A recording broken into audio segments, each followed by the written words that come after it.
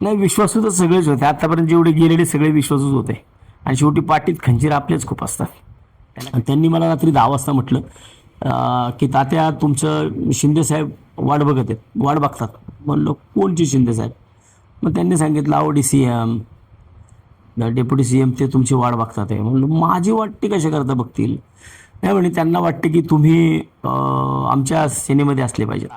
त्या नगरसेवकांना मी कालच्याला आव्हान केलं आहे की तुमच्यात हिंमत असेल ना तर तुम्ही हे ट्रॅफिक सोडवायला या, आणि मग तुम्हाला कळेल की कात्रजचं ट्रॅफिक आज कोणत्या परिस्थितीमध्ये जात आहे. उद्धव बाळासाहेब ठाकरे गटामध्ये नुकतीच ऑपरेशन टायगर राबवण्यात आले. त्यानंतर पुण्यामध्ये शिवसैनिकांमध्ये कुठेतरी नाराजीचा सूर असल्याचं पाहायला मिळतं. मात्र एवढे असूनही पुणे उद्धव ठाकरे गटाचे शिवसेना शहराध्यक्ष वसंत मोरे हे आपल्या निर्णयावर ठाम राहिले. ते आत्ता सध्या आपल्यासोबत आहेत. तर आता नेमकं काय झालं की अचानक शिंदेंच्या टायगर ऑपरेशनने शिवसेनेमध्ये मोठी फूट गेली आणि काही खासदार फुटले, आणि आता तुमच्या विश्वासून म्हणजे तुमचे ज्यांना तुम्ही आदर्श मानत होतात सचिन आहेर साहेब ते देखील शिवसेनेत गेले. नेमकं काय भूमिका काय सांगा? मग ते काय, ज्याला सत्ता हवी असती तो सत्तेच्या मागे जातो. आम्ही निष्ठावंत आहोत आणि मला वाटतं त्याकरताच या निष्ठावंतांचा एक छोटासा मेळा, म्हणजे 130-160पेक्षा जास्त वयाचे शिवसैनिक घेऊन मी येणार रविवारी माननीय उद्धव साहेबांना भेटण्यासाठी चला मातोश्री दर्शनाला. हे मी जे पुण्यातले नामवंत जे शिवसैनिक आहेत की ज्यांनी पुण्यामध्ये शिवसेना सुरुवातीला रुजवली, वाढवली, आणि आजपर्यंत ती लोक निष्ठावंत ते कधीच हल्ले नाहीत, त्यांच्या मनात कधी अजून येत पण नाही. म्हणून अशा लोकांना घेऊन मी रविवारी माननीय उद्धव साहेबांना मातोश्रीला भेटण्यासाठी जातो आहे. बाकीच्या लोकांचं काय, आता आमदार असतील, खासदार असतील, इतर लोक असतील जातात, त्याला आपण नाही म्हणू शकत नाही कुणाला. प्रत्येकजण त्याच्या परीने विषय करतो जातो.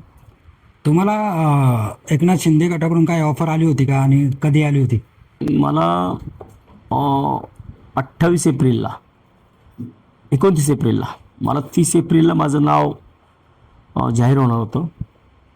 आणि कदाचित मला असं वाटतं की माननीय संजय राऊत साहेब पुण्यामध्ये येऊन गेले. माननीय आमचे नगरसेवक नितीनदादा गावडे यांच्या संपर्क कार्यालयाचं महानगरपालिकेतलं उद्घाटन होतं. आणि त्या उद्घाटनाच्या दिवशी माननीय संजय राऊत साहेबांनी आम्हा शिवसैनिकांचा एक छोटासा मेळावा घेतला होता, सिलेक्टेड पदाधिकाऱ्यांचा, बाळासाहेब ठाकरे कला दालनात. आणि त्या ठिकाणी ते झालं. त्याच दिवशी खरं तर माझं नाव जाहीर होणार होतं, परंतु शिवसेनेमध्ये कुठल्या कार्यक्रमामध्ये नाव जाहीर करण्याची प्रथा नाही आहे की दुसऱ्या दिवशी नाव सामनामध्ये येतं तेच त्यांचं लेटरपॅड असतं. आणि ते दुसऱ्या दिवशी येणारच होतं. मला संध्याकाळचा सचिन भाऊंचा फोन पण आला होता की तात्या तुमचं अभिनंदन. परत आमचे दुसरे शहर प्रमुख गजानन थरपुडे यांनी सुद्धा माझं अभिनंदन केलं होतं की तात्या उद्या तुम्हाला जबाबदारी मिळेल.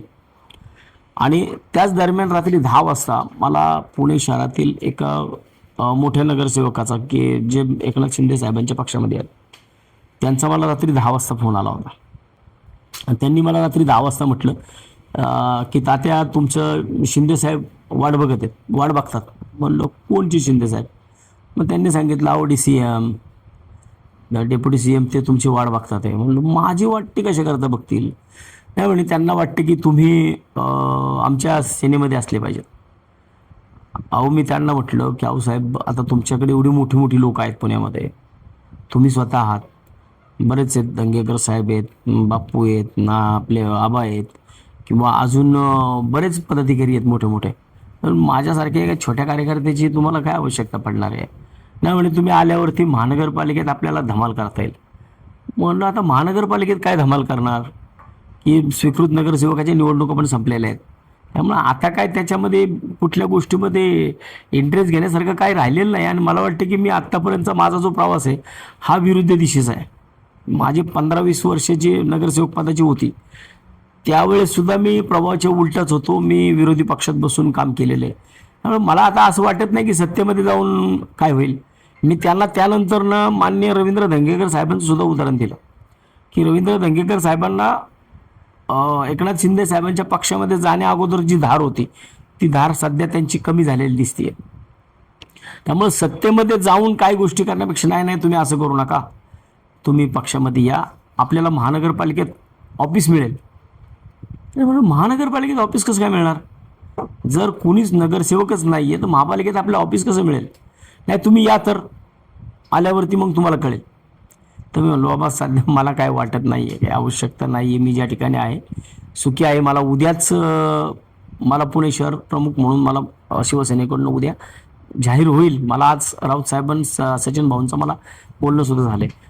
मग त्यांनी म्हणले बघा मी तुम्हाला तरी पण सांगतोय या तुम्ही, चांगले दिवस येतील. नाही म्हणलं माझे दिवस वाईट नाही आहेत, माझे दिवस चांगलेच आहेत. त्यामुळं मला काय सध्या वाटत नाही काय गोष्टी कराव्यात म्हणून मी असं म्हटलं, मी फोन बंद केला. आणि त्याच्यानंतरनं त्याच दिवशी रात्री 12:19 मी सचिन भाऊंना मेसेज केलेला आहे की भाऊ असं असं मला पुणे शहरातल्या एका नामांकित नगरसेवकाकडनं फोन आला होता की तुम्ही शिंदे साहेबांच्या पक्षात या म्हणून. तर मला त्याच्यावरती तो मेसेज टाकल्यानंतर भाऊंनी मला त्याच्यात त्या मेसेजला स्क्रोल करून त्याच्यातच ऑल दी बेस्ट म्हणून पण रात्री 12:30 मला रिप्लाय पण दिलेला आहे 29 तारखेला. आणि दुसऱ्या दिवशी सकाळच्या पेपरमध्ये माझी नाव आली. एवढं सगळं असतानाही सचिन अय्यरांनी उद्धव ठाकरेंना रामराम हे सगळं अत्यंत विश्वासू म्हणून उद्धव ठाकरे आणि आदित्य ठाकरेंचे सचिन अय्यर हे होते. नाही विश्वासू तर सगळेच होते, आतापर्यंत जेवढे गेलेले सगळे विश्वासूच होते. आणि शेवटी पाठीत खंजीर आपलेच खूप असतात, त्याला काय बाहेरच्याची गरज लागत नाही. जो विरोधात असतो तो समोर येत असतो, पण आपलाच जो असतो तो मागून बसून ही कारस्थानं करतात. 6 गेले त्याच्यात 7वे सचिन भाऊ होते. पण सचिन भाऊंचं आम्हाला स्वतःला वाटत नव्हतं, कारण मला 2 दिवस अगोदरच सचिन भाऊच्या दिवशी प्रवेश झाला, त्याच्या आदल्या दिवशीच माझा फोन झाला. मी मान्य चेतन तुपे साहेबांच्या सोबत एका कार्यक्रमात बसलेलो होतो आणि तिथं त्यांच्या समोर मी त्यांच्या शेजारी बसलेलो असताना मला सचिन भाऊंचा फोन आला. मी पाटलांना दाखवला, पण पाटील मला आमदार साहेबांचा फोन आहे, मी 2 मिनिटं बोलतो. आणि मी बाजूला जाऊन बोललो. आणि त्यावेळेस त्यांनी मला विचारलं की तात्या BLAचं काय झालं. आदित्य साहेबांनी मला BLAच्या संदर्भात सेपरेट मिटिंग लावायची, फक्त BLA पाहिजेत त्या मिटिंगला, तर मला ते तुम्ही मला आकडे सांगा. मग मी त्यांना थोडेफार आकडे पण सांगितले की ह्या मतदारसंघातनं एवढे एवढे झालेत म्हणून. तर अच्छा ठीक आहे, मला सगळ्या मतदारसंघातले पाहिजेत. हो भाऊ म्हणलं, मी 2 दिवसात देतो. आणि फोन कट झाला मला. तर शिवसेनेची भूमिका काय असणार आहे, काय तुमचं? शिवसेना ही एक वटवृक्षाप्रमाणे आहे. त्यामुळे शिवसेना हिची मुळं इतकी खोलवर रुजलेली आहेत की भले तुम्ही किती फांद्या छाटा, त्याच्या खोडाला कधी काही फरक पडणार नाही. आणखीन एक स्थानिक प्रश्न आहे. कात्रज चौकामध्ये प्रचंड वाहतूक कोंडी झाली आहे. काल परवा दिवशी तुमचा एक व्हिडिओ होता की तुम्ही हातात दांडके घेऊन वाहतूक कोंडी नीट करत होता. कात्रज चौक हा ना प्रचंड मोठा ट्रॅफिकचा हब झाला आहे. या चौकामध्ये फ्लायओव्हरचं काम चालू आहे. या चौकामध्ये काल सकाळी अचानक मेट्रोने खोदायला सुरुवात केली आणि त्यांनी दत्तनगरकडे जाणारा रस्ता एकदम अचानकपणे बंद करून टाकला. त्यामुळे जे वाहतूकदारांना माहीत नव्हतं की तिकडे जायचं आहे, त्यांनी कुठं जायचं हे त्याला कळेनाच, की त्यांनी लेफ्ट टर्न घेऊन परत पूर्ण वळून यायचं आहे हे कळत नव्हतं. त्यामुळे त्या चौकामध्ये जो सकाळपासून जॅमिंग झाला तो दुपारपर्यंत होता. आणि दुपारनंतर रात्री 11 वाजेपर्यंत तुम्ही तो व्हिडिओ पाहिला की ज्याच्याकडे मी ड्रोन शूट केले रात्री काल. तो ड्रोन शूट केलं, तर ड्रोन शूटमध्ये जर तुम्ही पाहिलं ना की ज्या पद्धतीने कात्रजचं ट्रॅफिक हब होतंय, म्हणूनच मी त्याच्यामध्ये त्या माननीय जे काही नगरसेवक आहेत ज्यांनी सभागृहामध्ये विषय मांडला त्या नगरसेवकांना मी कालच्याला आव्हान केलं आहे की तुमच्यात हिंमत असेल ना तर तुम्ही हे ट्रॅफिक सोडवायला या.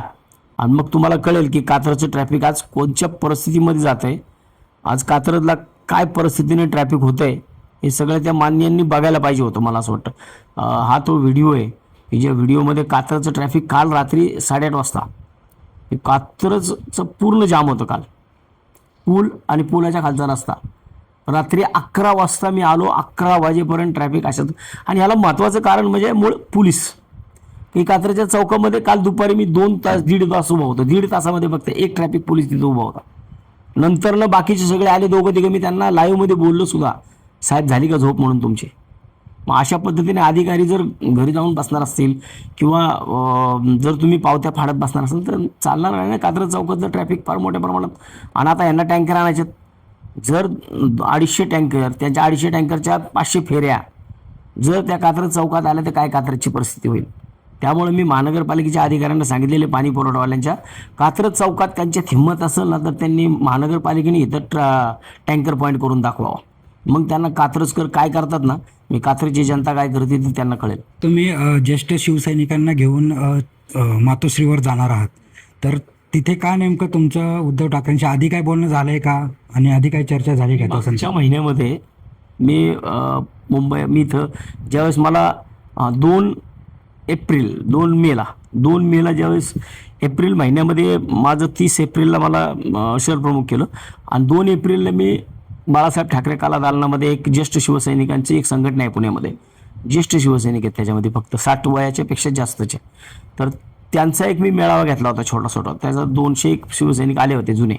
तर त्यांनी त्याच्यामध्ये काही शिवसैनिक अक्षरशः तिथं रडले आणि त्यांनी फक्त मला एकच विनंती केली की तात्या, तुमच्यापेक्षा अगोदर सुद्धा अनेक शहरप्रमुख झाले, परंतु आम्हाला तुमच्याकडनं अपेक्षा आहे. एक शिवसैनिक म्हटला की मी माझ्या उभ्या आयुष्यामध्ये मी शिवसेना सोडून कोणाला मतदान केलं नाही, पण मी अजून बाळासाहेब ठाकरे कुठं बसतात, त्यांची खुर्ची कशी आहे ती फक्त मी टी व्हीवरती पाहिली आहे, मी प्रत्यक्षात पाहिली नाही. मरायच्या आधी मला ती खुर्ची दाखवा. आणि हेच उद्गार मी त्यांचे साहेबांना ऐकवले आणि साहेबांनी इमिजिएट मला लगेच हो म्हटलं आणि त्याच्यानंतर ही सगळी स्थित्यंतरं घडली. त्यामुळे मी थोडं थांबलो होतो परंतु परवा दिवशी मला विनायक राऊत साहेबांना मी फोन करून विचारलं, तर विनायक राऊत साहेबांनी मला लगेचच उद्धव साहेबांना विचारून एक 5-10 मिनिटात मला लगेच रिप्लाय दिला की तुम्ही रविवारी या, रविवारी किंवा सोमवार ठरवा. आणि आम्ही रविवारी सकाळी 7 वाजता बाळासाहेब ठाकरे कला दालन या ठिकाणावरून या सगळ्या शिवसेनेला मिरवणुकीने घेऊन जाणार आहे. मी 3 लक्झऱ्या ठरवल्यात. त्यांना फेटे मी तिथं मुंबईमध्ये गेल्यानंतर त्यांना फेटे बांधणार, त्यांना मी वाजत गाजत मातोश्रीवरती नेणार आहे. कारण एका बाजूला खुर्चीसाठी पळणारे एका बाजूला आणि दुसऱ्या बाजूला खुर्चीसाठी रडणारे दुसऱ्या बाजूला आहेत, की जे म्हणतात की मी माझ्या उभ्या आयुष्यामध्ये बाळासाहेब ठाकरेंची खुर्ची पाहिली नाही असे म्हणणारे एका बाजूला आणि दुसऱ्या बाजूला खुर्ची बघून पळणारे दुसऱ्या बाजूला. मग त्यांना हे उदाहरण आहे की तुम्ही जरी गेलात ना बाबांनो जा, पण हे आहेत अजून जे मूळ खोडं आहेत ना, ही खोडं आहेत, ती शिवसेनेला ही खोडं तारणारी आहेत. आणि मला वाटतं की म्हणून त्यांच्याकरता साहेबांना मी साहेबांना आधार द्यायला चाललो नाही, कारण ते ठाकरे आहेत, त्यांना आधार अख्ख्या महाराष्ट्र देतो. वसंत मोरेने आधार दिल्याने काय होणार नाही, परंतु एक छोटीशी काम आहे ना की संपर्क प्रमुख आमचे गेलेत, तरी पण आमचा पुण्यामध्ये हेच आमचे संपर्क आहेत जे ज्येष्ठ आहेत. 130 ज्येष्ठ आहेत, सगळे 250 आहेत, परंतु त्यातले 130 जणांनी येण्यासाठी हो म्हटले. त्यांच्यासाठी मी 3 लक्झऱ्या ठरवल्यात आणि रविवारी सकाळी मी त्यांच्यासाठी त्यांना घेऊन जाणार. तरी वसंतदादा मोरे आपल्यासोबत होते. ठाकरे कधी संपत नसतात. तर आत्ता ज्येष्ठ शिवसैनिकांसोबत वसंत मोरे मातोश्रीवर 2 दिवसामध्ये जाणार आहेत. पुण्यातून प्रशांत श्रीमंदिलकर, DCN पुणे.